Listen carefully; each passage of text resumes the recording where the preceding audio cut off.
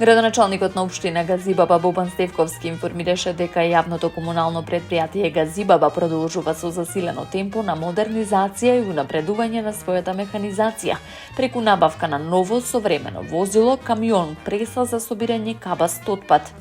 Како што посочи Стевковски, станува збор за значајна инвестиција која има за цел да ја подобри комуналната инфраструктура и да ја зголеми ефикасноста на теренските активности.